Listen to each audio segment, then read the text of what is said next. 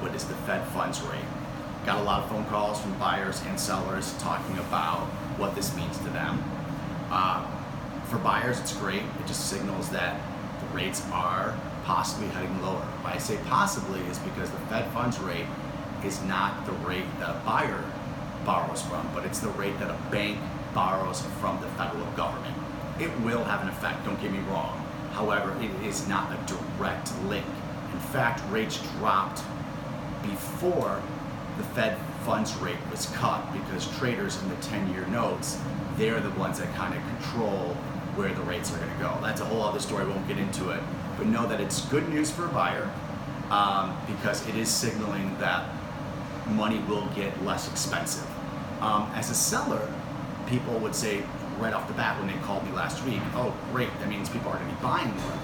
Well, I say hold the phone.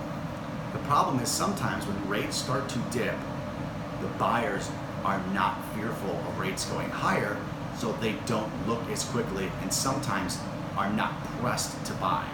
So you would think that when rates dip, people would say, oh my God, I can buy more with my money because money is getting cheaper and I have better buying power. But that's not always the case. Sometimes it's the exact opposite. People do not have urgency, and in sales, everything's about urgency. So the minute they lose the urgency to go out and buy a place because they feel rates are going to continue to drop, sometimes it could slow sales down. I have seen the latter. I've seen sales slow down because of rate drops more than I've seen sales uptick. However, as a buyer, this is a great opportunity if you can understand that you're never going to buy the low and you're never going to sell the high, but you can get into a place where the rates are low, historically low. That's a great time to get into the market.